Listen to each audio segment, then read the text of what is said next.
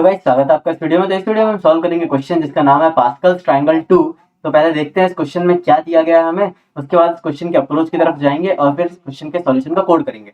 ठीक है, तो क्वेश्चन क्या दिया गया है हमें एक given an integer row index, जिसको हमें ठीक है हमें रो इंडेक्स दिया है। रिटर्न द रो इंडेक्स 0 से indexed row of the Pascal's triangle. ठीक है, तो हमें एक रो इंडेक्स दिया है और हमें उसका रो इंडेक्स रिटर्न करना है। ठीक है, रो इंडेक्स रो रिटर्न करनी है of the pascal triangle.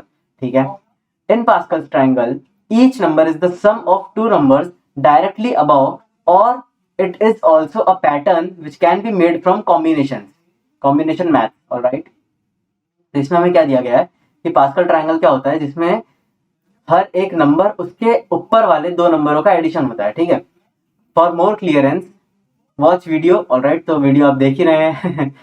Example हमें दिया गया है, 0th रो पे हमें 1 दिया है, 1th रो पे हमें 1 1 दिया है, सेकंड रो पे हमें 1 2 1 दिया है, 1 3 3 1 दिया है, 1 4 6 4 1 दिया है। ठीक है, तो हमें जो इनपुट फॉर्मेट दिया जाएगा वो इनपुट फॉर्मेट कुछ इस तरह होगा कि हमारा रो इंडेक्स हमें 3 दिया जाएगा और हमें उस 3 वाले रो की वैल्यू देनी है रिटर्न करके। हमें पूरा नहीं प्रिंट करना है पास्कल ट्रायंगल। ठीक है, तो बेसिकली ना हमने ऐसा क्वेश्चन लेवल 1 में कर रखा है, पैटर्न्स क्वेश्चन में पास्कल ट्रायंगल हमने बना रखा है। ठीक है, तो अगर आपने वो नहीं देखा है तो एक बार अगर आपने देखा हो तो शायद वो ज्यादा अच्छा होगा आप इस क्वेश्चन को समझने के लिए। वैसे नहीं भी देखा है तो कोई बड़ी बात नहीं है, हम इस क्वेश्चन में दूसरी अप्रोच सॉल्व करेंगे, कोई फर्क नहीं पड़ता आपने वो देखा है या नहीं देखा है। पर फिर भी अगर आपने देख रखा है तो काफी अच्छे से आपको अंडरस्टैंडिंग होगी कि हम कितने तरीके से सॉल्व कर पाएंगे। ठीक है, तो बेसिकली पास्कल ट्रायंगल कैसे बनता है, पास्कल ट्रायंगल बना लेते हैं अपन। ऐसे तो ये बना हुआ है डायग्राम में, और अच्छे से आपको बना के दिखा देता हूँ जिससे आपकी थोड़ी क्लियरेंस ज्यादा होगी आपको। 1 1 1 2 1 और यहाँ पे आ जाएगा 1 3 3 1, फिर आ जाएगा यहाँ पे 1 4 6 4 और 1। ठीक है, तो ये हो गया हमारा पास्कल ट्रायंगल बन गया। ठीक है, अब इसके अंदर हमें क्वेश्चन में भी जैसा दिया गया था कि ऊपर वाले दोनों नंबरों का एडिशन जो होता है नीचे वाला नंबर होता है। तो यहाँ से पहले का तो हम देख नहीं सकते, हमें समझ नहीं आएगा। यहाँ से शुरू करते हैं, तो यहाँ से हम देखेंगे तो इन दोनों का एडिशन 2 होता है, इन दोनों का एडिशन 3 होता है, इन दोनों का एडिशन 3 होता है, इन दोनों का एडिशन 4 होता है, इन दोनों का एडिशन 6 होता है, इन दोनों का एडिशन 4 होता है। ठीक है, और ये शुरुआत और आखिर में तो हम हर जगह 1 1 ही लिखेंगे। ठीक है, तो ये तो हमें क्वेश्चन में ही दिया गया था। अब हमें अगर इसे अप्रोच 0 से फॉलो करना है तो हम एक खुद की अप्रोच बना लेते हैं। तो खुद की अप्रोच में हम क्या करेंगे, पहले हम हर बार 1 प्रिंट कर देंगे, उसके बाद में हम ऊपर वाले दोनों नंबरों का एडिशन करके हम उसके नीचे शुरुआत में तो 1 प्रिंट करके उसके नीचे 2 लिख देंगे जो एडिशन होगा इन दोनों का, और वो यहाँ आ जाएगा। और फिर आखिर में हम वापस 1 लिख देंगे, उसके बाद में इन दोनों का एडिशन करके शुरुआत में 1 लिख के उन दोनों का एडिशन यहाँ लिख देंगे। ठीक है, तो ये तो एक इसका नॉर्मल सा तरीका हो गया, एक बहुत ही बेसिक सी अप्रोच होगी। लेकिन अगर आप लेवल 2 का क्वेश्चन कर रहे हैं तो आपसे एक्सपेक्ट किया जाता है कि आप काफी अच्छी अप्रोच फॉलो करेंगे इस क्वेश्चन के लिए। ठीक है, तो इस क्वेश्चन के लिए जो मैं अप्रोच फॉलो करना चाहता हूँ, इस अप्रोच के लिए हम क्या करेंगे, तो हम एक काम करते हैं, इसको लिख ही लेते हैं अप्रोच 2 के नाम से। ठीक है, तो ये दूसरी अप्रोच एक तरीके की हो गई। इसमें देखते हैं हम क्या कर रहे हैं। अब एक काम करते हैं, पहले तो इस पास्कल ट्रायंगल को ऐसा ही बना लेते हैं जैसा इन्हें चाहिए। तो ये हमें तो एक्चुअली पूरा पास्कल ट्रायंगल तो प्रिंट भी नहीं करना है, हमें तो सिर्फ वो वाली रो प्रिंट करके उसे वापस करनी है जो रो उसने मांगी है। 3 3 1 1 4 6 4 1। ठीक है, तो ये तो हो गया अपना पास्कल ट्रायंगल बन गया। अब क्या मैं किसी इस तरह लिख सकता हूँ, क्या ये मेरा 1C, एक सेकंड, 1C नहीं 0C0 हो सकता है? क्या ये 1C0 हो सकता है? किस वैल्यू की बात कर रहा हूँ मैं, इस वाले की वैल्यू मैंने बात करी 0C0, इस वाले की बात करी मैंने 1C0, इस वाले की बात करता हूँ तो ये क्या होएगा 1C1 हो जाएगा। ठीक है, ये हो गई 0th रो, ये हो गई 1th रो, ये हो गई सेकंड रो। तो सेकंड रो के लिए क्या होगा 2C0 2C1 2C2, ठीक है। उसके बाद 3C0, 3C1, 3C2 और 3C3 हो जाएगा, ठीक है। उसके बाद ऐसे ही करते करते फोर्थ रो भी ऐसी आ जाएगी। फोर्थ रो लिखने के लिए थोड़ी सी जगह बनानी पड़ेगी मुझे, जगह बना लेते हैं, कोशिश करते हैं जगह बन जाए। तो बिल्कुल जगह बन चुकी है, ठीक है। तो फोर्थ रो लिखने के लिए क्या करेंगे, ये हो गई हमारी थर्ड रो खत्म। फोर्थ रो के लिए 4C0, 4C1, 4C2, 4C3 और 4C4 हो गया, ठीक है। तो ये जो नंबर्स का आउटपुट आएगा ना, वो भी कुछ ऐसा ही आएगा, ठीक है। कैसा आएगा, इसको मैं हटा देता हूँ और क्लियरेंस के लिए अच्छे से ही बना देते हैं, 1 1, ठीक है। तो बिल्कुल ऐसा आउटपुट चाहिए। तो हमें इन नंबर्स की वैल्यू निकालनी पड़ेगी। अब ये क्या दिया गया है, 4C0 है, हमने परम्यूटेशन कॉम्बिनेशन पढ़ा हुआ है, तो हमें इतना तो पता है कि हमें कैसे निकालना है। तो इसका एक फॉर्मूला होता है, इसका फॉर्मूला तो देख लेते हैं एक बार क्या होता है। सपोज टू को तो सब पर पहुंचा देते हैं और यहाँ लिख लेते हैं फॉर्मूला, ब्लू पेन से लिख लेते हैं। तो फॉर्मूला होता है, ये दिया जाता है हमें NCR, और इस NCR को निकालने के लिए होता है n factorial upon r factorial multiplied by n minus r factorial. तो ये इसका एक फॉर्मूला बन जाता है, ठीक है। ये आप बस इनको समझ लो कि एक फॉर्मूला होता है इसका, और इस फॉर्मूले से हम इसकी वैल्यू निकाल सकते हैं। तो चलो एक काम करते हैं, निकाल के देखते हैं एक बार। भैया आपने बोल तो दिया ये फॉर्मूला होता है, उसको प्रूव भी करके बताओ कि इस वाले क्वेश्चन में फॉर्मूला काम भी आ रहा है नहीं आ रहा है। तो जरा एक बार काम करते हैं, साइड में कर लेते हैं और निकाल के भी देख लेते हैं कि भैया निकल भी रहा है क्या। तो यार 0C0 कैसे निकालेंगे, चलो एक 0C0 छोड़ देते हैं, 3C1 निकाल के देखते हैं। चलो, तो मैंने लिखा है यहाँ पे 3C1, तो n की वैल्यू हो गई 3, r की वैल्यू हो गई 1। तो यहाँ लिख दिया मैंने 3 फैक्टोरियल, यहाँ लिख दिया मैंने 1 फैक्टोरियल, यहाँ लिख दिया मैंने 3 माइनस 1 का फैक्टोरियल। क्या वैल्यू हो जाएगी, 3 फैक्टोरियल, 1 फैक्टोरियल तो कुछ होता ही नहीं है, 3 नहीं, यहाँ पे 2 फैक्टोरियल। तो यहाँ भी हम लिख सकते हैं इसको 2 फैक्टोरियल, 3 इंटू 2 फैक्टोरियल, ये 2 फैक्टोरियल कटा, वैल्यू आ गई 3। क्या 3C1 की वैल्यू 3 है, हाँ 3 है, आ गई भैया बिल्कुल सही वैल्यू, ठीक है। तो इसी तरीके से मैं बात कर रहा था कि हम इसी फॉर्मूले को यूज करके आंसर सही निकाल सकते हैं, ठीक है। अब इतना तो हमको समझ में आ गया कि हमको कैसे आंसर निकालना है। तो एक काम करते हैं, एक तो बेसिक 2-3 एक प्रॉपर्टी, मतलब प्रॉपर्टी तो क्या ही बोलूं, पर होती है एक चीज हम याद रख लेते हैं, जिससे हमें ना आसानी होगी इस क्वेश्चन को सॉल्व करने में। और तो क्या ही होगा कि हमेशा NC0 जो होता है ना, वो 1 होता है, ठीक है। और NCN जो होता है ना, वो भी हमेशा 1 होता है। और NC1 जो होता है ना, वो n होता है। तो ये 3 चीजें तो इस क्वेश्चन में सबसे ज्यादा काम आएगी। तो ये बात तो हमेशा ध्यान रखना है कि NC0, चलो अब NC0 देख लेते हैं क्या होता है। NC0 कौन सा है, NC0 ये हो गया, ये हो गया, ये हो गया, ये हो गया, ये हो गया, तो ये सारे 1 थे, याद आ गया, ठीक है। अब NCN देख लेते हैं, NCN कौन से है, NCN कहाँ पे, ये हो गया, ये हो गया, ये हो गया, ये हो गया, ये भी NCN में ही आता है वैसे, ठीक है। ये NCN और NC0 दोनों में आता है, पर दोनों का आउटपुट 1 ही होता है, तो कोई फर्क नहीं पड़ता, ठीक है। ये हो गया, इतने के हमें, इसलिए इन दोनों साइड पे हमें 1 1 आंसर मिल रहे थे, ठीक है। और NC1 का आंसर n होता है, तो NC1 का आंसर n निकालने में तो हमें और आसानी हो जाएगी। कैसे, ये NC1 हो गया, ये NC1 हो गया, ये NC1 हो गया, ये NC1 हो गया, इन चारों के आंसर n ही आएंगे, मतलब 1 2 3 4 ऐसे ही आंसर आते आएंगे। कैसे आ रहे, देखो 1 2 3 4 आ रहे हैं आंसर, 1 2 3 4 आ रहे हैं आंसर। मैं इस कॉलम की बात कर रहा हूँ, ठीक है। ये सेकंड वाली, ये देखो आ रहे हैं सबके आंसर n के बराबर, NC1 n होता है। तो ये प्रॉपर्टीज तो चल रही है यहाँ पे, ठीक है। तो इतना था, ये बेसिक था, इतना आपको पता होना चाहिए ऐसा मुझे लगा। नहीं पता था तो रिवाइज हो गया हमें, और इतना हमें पता लगा ही लिया है।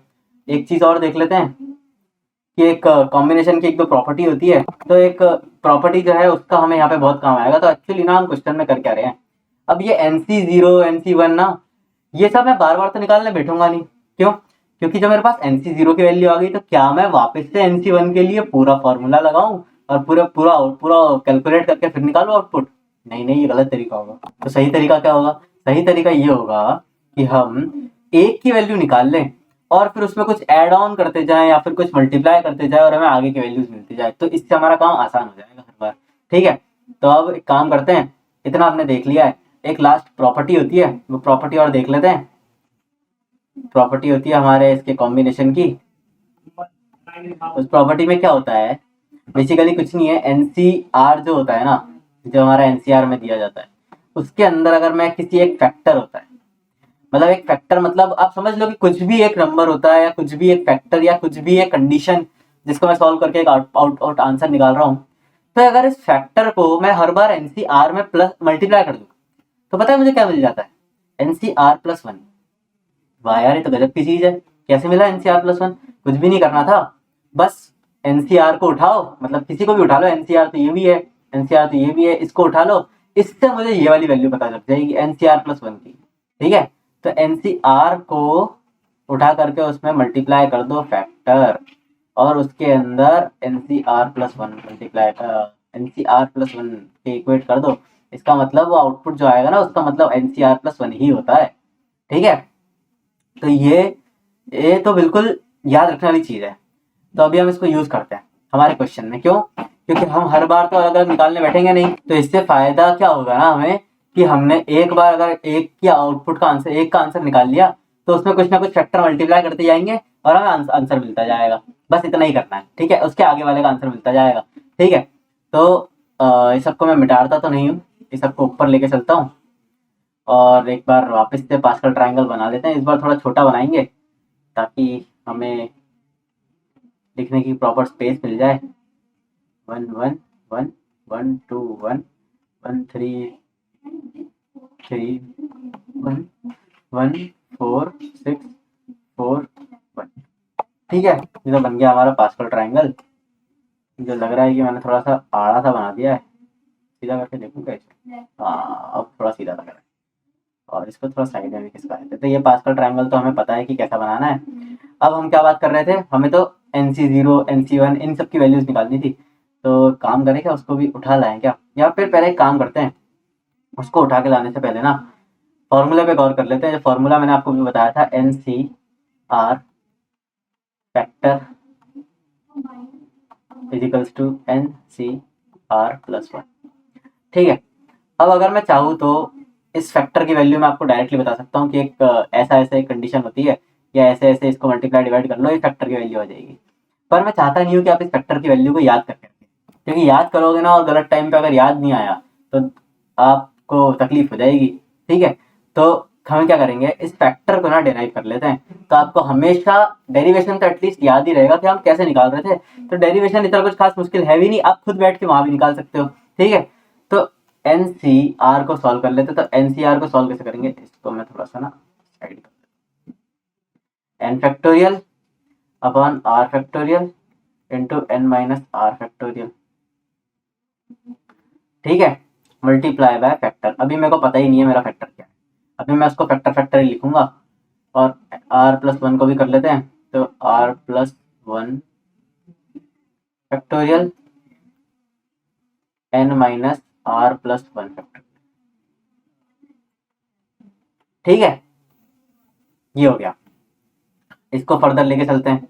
अब फर्दर लेके चलेंगे तो n फैक्टोरियल तो कट गया, तो अब क्या बची value, factor is equals to, यार मेरी राइटिंग बहुत गंदी है ना, क्या करें, समझ में भी आएगी कि नहीं आएगी आपको, ये डर लगता है हमको तो हर बार कोई बात नहीं, फैक्टर थोड़ा बहुत तो समझ में आ ही जाता होगा यार, ये फैक्टर भी ढंग से नहीं लिखा रहा है तो कलर चेंज करके देखे क्या। चलो कलर चेंज कर लेते हैं, रेड से लिख के देखते हैं। हाँ, रेड से लिखा रहा है, ठीक है, इतना खास तो नहीं लिखा है लेकिन फिर भी फैक्टर इज इक्वल्स टू हम कर देते हैं r factorial upon n minus are factorial upon are plus one factorial, और अगर मैं इस ब्रैकेट को अंदर खोल दूं तो अंदर क्या होगा, n minus are minus one factorial.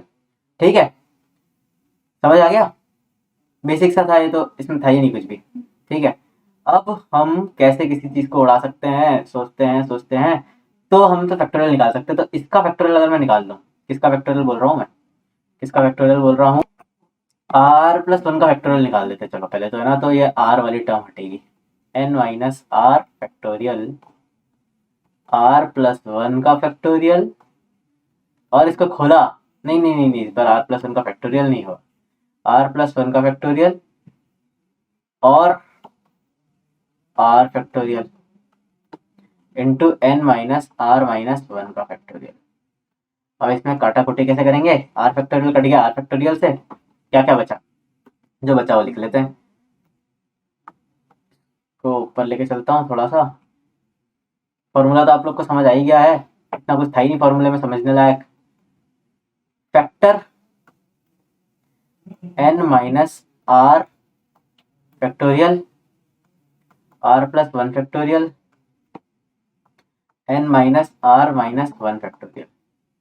ठीक है, तो यार मैं ना अब इसको ना नया तो नहीं बनाऊंगा, इसी में चेंजेस कर देता हूँ कि अगर मैं एन माइनस आर के फैक्टोरियल निकालूँ तो एन माइनस आर तो आएगा ही, और उसमें माइनस वन भी आ जाएगा और इसका फैक्टोरियल, तो ये दोनों कट जाएंगे अपने ऊपर नीचे। तो अब मेरे पास बचेगा क्या आखिर में, एन माइनस आर फैक्टोरियल और r plus one, sorry factorial नहीं, सिर्फ एन माइनस आर और आर प्लस वन फैक्टर।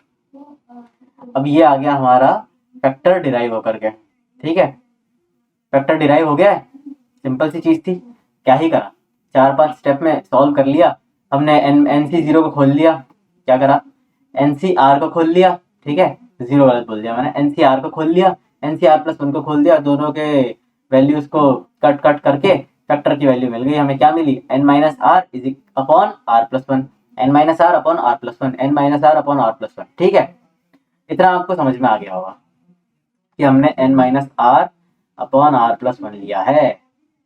अब क्या मैं ये कर सकता हूँ, इस एन माइनस आर को हटा करके मान लेते हैं कि मैं एन सी आर की वैल्यू निकाल रहा था ना, अब मैं आई सी जे की वैल्यू निकाल रहा हूँ। ऐसा कुछ डिफरेंस नहीं आएगा खास, बस मुझे तो आई सी जे की वैल्यू निकालनी है, क्योंकि मैं वैसे वेरिएबल ज़्यादा यूज़ करता हूँ, मुझे अच्छे से उसमें ज़्यादा। ठीक है, तो आई सी जे की वैल्यू, आई सी जे की निकाल दी। तो आई सी जे में अगर मुझे आई सी जे प्लस वन चाहिए तो फैक्टर की जगह क्या मल्टीप्लाई करूंगा, आई minus J upon J plus one. बस सिंपल सी बात है, इतनी सी चीज है। ये फॉर्मूला को अपन हर जगह यूज कर करके अपने आंसर निकाल लेंगे। ठीक है, तो हर बार हमें क्या करना है, बस आई सी जे की वैल्यू पता होनी चाहिए। आई सी जे की वैल्यू पता होगी तो वैल्यू निकाल देंगे हम किसकी, आई माइनस जे की, और sorry i c j plus one की, आगे वाले की वैल्यू निकाल देंगे, बस इतने से फॉर्मूले को यूज करके। ठीक है, अब एक काम करते हैं, पहले तो चलते हैं इसका कोड कर लेते हैं, उसके बाद कोड करके ना अपन ड्राई रन कर लेंगे, तो ड्राई रन में हमें चीज़ें और ज़्यादा क्लियर हो जाएंगी। ठीक है, तो चलते हैं इसके कोड की तरफ नाडोस पे, और हमें क्या दिया गया है पहले ये देख लेते हैं। तो हमें दिया गया है पास्कल रो का फंक्शन, और पास्कल रो के फंक्शन में हमें क्या दिया गया है, इंट आर। इंट आर मतलब हमें रो दी गई है, तो चलो इसको एक काम करते हैं, आई ले लेते हैं, या फिर आर ही रहने देते हैं। ठीक है, कोई फर्क नहीं पड़ना वैसे आई और लेने से भी, बस वो वेरिएबल्स का थोड़ा सा रहता है, और तो कुछ फर्क नहीं है। ठीक है, तो यहाँ से हमें अपना फंक्शन कंप्लीट करना है, और हमें रिटर्न क्या करना है, एक वेक्टर ही रिटर्न करना है, मतलब हमें एक वेक्टर फिल करके रिटर्न करना है। ठीक है, उस वेक्टर में कौन सी वैल्यू होगी, जिस रो की वैल्यू हमें दी गई है, इंट आर जो दिया गया है ना, जिस रोथ की वैल्यू दी गई है उस वाली रोथ के सारे एलिमेंट्स उठा के वेक्टर में डाल दो और वेक्टर को रिटर्न कर देना है, बस इतना सा काम है हमारा। ठीक है, तो एक काम करते हैं, पहले तो एक नया वेक्टर बना लेते हैं। नया वेक्टर क्यों बनाएंगे भैया, उसी के अंदर तो स्टोर करेंगे सारी चीजें। ठीक है, उसके बाद पास उसी को पास कर देंगे। ठीक है, स्टोर किस में करोगे, वेक्टर में करोगे, एक वेक्टर तो बनाना पड़ेगा ना जो हमें पास करना है। उसके बाद ना मुझे पता है कि हर बार मेरी जो फर्स्ट वैल्यू है वो वन ही आती है, तो मैं ना वैल्यू को इनिशियलाइज ही वन से कर देता हूँ। ठीक है, वैल्यू मेरे को पता है कि एनसी जीरो वन ही होता है, तो मैंने वन से इनिशियलाइज कर दिया। ठीक है, ताकि मुझे बार बार एनसी जीरो कैलकुलेट नहीं करना पड़े, उसमें मेरी कॉम्प्लेक्सिटी और बढ़ेगी। ठीक है, अब मैंने चलाया एक लूप किसमें, कॉलम्स पे, तो मैंने कॉलम नाम का सी जीरो बना देता हूँ। कॉलम कब तक चलेगा, जब तक मेरा रो खत्म नहीं हो जाती, और कॉलम को बढ़ाते जाएंगे, कॉलम आगे बढ़े। अब हम क्या करते जाएंगे, जो भी वैल्यू आएगी उस वैल्यू को हमारे जो वेक्टर था उसके अंदर पुश बैक कर देंगे। और वैल्यू कैसे निकालेंगे, तो अभी तो इसे वन है, इनिशियलाइज वन से किया है। अब मैं वैल्यू को कुछ बढ़ा दूंगा, कैसे बढ़ाऊंगा, क्या किया था मैंने, n c r multiply by factor equals to n c r plus one, तो अगले वाले की वैल्यू आ गई थी। ठीक है, अब वैल्यू मेरे पास है पुराने वाले की, तो पुराने वाले की वैल्यू में जब मैं मल्टीप्लाई करूंगा मेरा फैक्टर, यानी कि क्या बताया था मैंने, फैक्टर था मेरा आर माइनस सी। ठीक है, आई माइनस जे, याद करो, R minus C I minus J upon J plus one, मतलब आर माइनस सी मतलब row minus column upon row minus column नहीं सॉरी एनसीआर में से हम जो करते हैं वो आर माइनस सी दिखाई देता हूँ एक बार आप लोग को, तो और आप लोग का कंफ्यूजन बिल्कुल दूर हो जाएगा। ये आया था एन माइनस आर, ठीक है। तो जो एन और आर हमें दिया जाता है ना, हम n minus are upon are plus one कर देते हैं। तो यहाँ पे बस वही है कि आर माइनस सी कर दिया उसे, क्योंकि हम लूप सी का चला रहे हैं और नीचे सी प्लस वन हो जाएगा। बस इतनी सी चीज थी और बस खत्म हो गया हमारा क्वेश्चन, ठीक है। अब लिस्ट को रिटर्न भी तो करना है, ठीक है।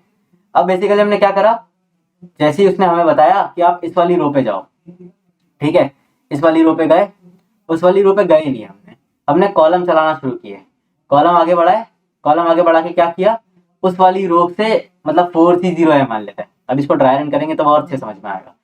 4C0 है तो 4 माइनस 4C0 तो नहीं होगा, 4C1 है, 4C2 है मान लेते हैं। तो 4 माइनस 0 कर दिया, फिर अपॉन 0 प्लस 1 हो गया, फिर 4 माइनस 2 कर दिया अपॉन 2 प्लस 1 हो गया, ठीक है। तो ऐसे ही करते करते जाएंगे ना हम, तो पूरा अच्छे से हमको समझ में आ जाएगा कि हमने क्या किया है, हमको क्या करना है आगे, ठीक है। तो चलते हैं, एक काम करते हैं, इसको रन करके देखते हैं और फिर इसको ड्राई रन भी कर लेंगे एक छोटा सा, देखते हैं आउटपुट सक्सेसफुल आता है या नहीं। सक्सेसफुल आने की उम्मीद तो है, पर देखते हैं क्या होता है। चल रहा है, शायद नेटवर्क का कुछ इशू आ गया, कोई बात नहीं, नेटवर्क का इशू तो है, सॉल्व हो जाएगा। तो हो गया, सक्सेसफुली रन हो चुका है ये। अब सबमिट करके देख लेते हैं कि सारे टेस्ट केस पास हो रहे हैं हमारे। हाँ, तो सारे टेस्ट केस पास हो रहे हैं।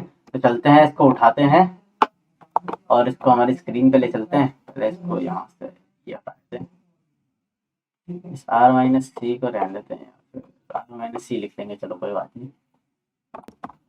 डेस्कटॉप पे जाएंगे, यहाँ से इसे, हमें तो बस फंक्शन का काम है, फंक्शन को कट करके ले चलते हैं। और आया नहीं हमारा, कैसे हो गया, यहाँ पे गए, यहाँ से उठाया, इसको क्लिक करा, यहाँ तक लेकर के आए, ऐड टू करंट पेज करा। अच्छा, ये आया तो होगा पर कहीं और आ गया होगा, तो यहाँ आ चुका है। कॉपी बन चुकी है इसकी दो, क्योंकि हमने 2 बार कर दिया, हमें तो लगा कि एक बार भी नहीं आया। एक डिलीट कर देते हैं और इसे जूम कर लेते हैं।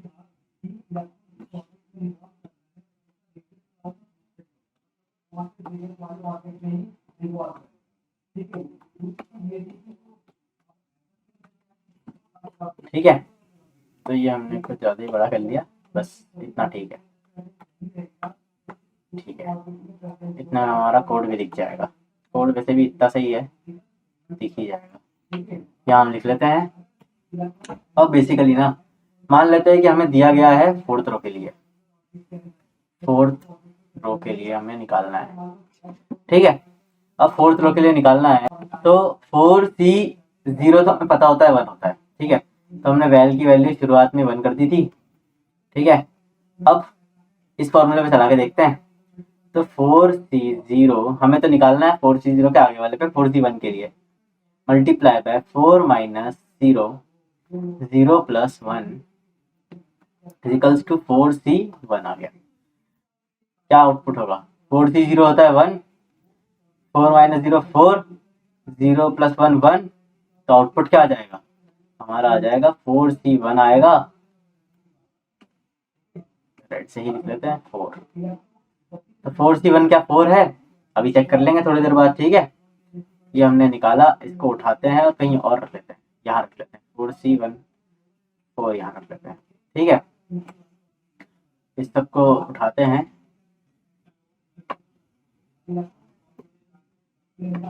और इन्हें थोड़ा छोटा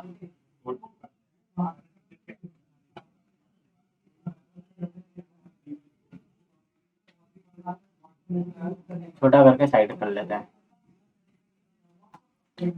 अगला आया, ग्रीन पेन से लिख लेते हैं, 4C1 हमारे पास है, तो हमें क्या करना है, 4 माइनस 1 अपॉन 1 प्लस 1, तो इससे हमें क्या मिलेगा 4C2 मिल जाएगा, ठीक है। तो बेसिकली हम क्या कर रहे हैं, 4C1 क्या था 4 था, 4 माइनस 1 3 और यहाँ पे 2, तो आ गई 4C2 की वैल्यू 2 2 जा 4 और 2 3 जा 6 होता है, 6 आ गई वैल्यू। ठीक है, तो इसको भी उठाते हैं और स्टोर कर लेते हैं यहाँ पे। ठीक है, इसको भी उठाएंगे और इसे छोटा करके रख लेंगे अपने पास में स्टोर। ठीक है, अब ब्लू पेन से लिख लेते हैं। अब हमारे पास 4C2 की वैल्यू है, तो 4C2 की वैल्यू से क्या मैं 4C3 की वैल्यू निकाल सकता हूँ? हाँ, 4 - 2 और 2 + 1 4C3।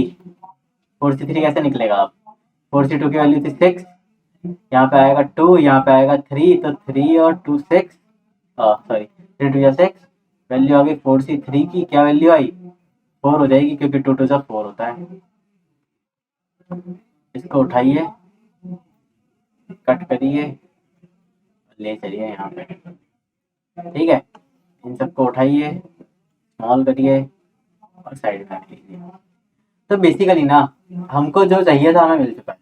क्या चाहिए था हमें? हमें जब हम पास्कल ट्रायंगल बना रहे थे, तो हम पास्कल ट्रायंगल को भी ले आते हैं अगर आप बोलेंगे तो। पास्कल ट्रायंगल ये रहा, चलो पास्कल ट्रायंगल को भी ले चलते हैं।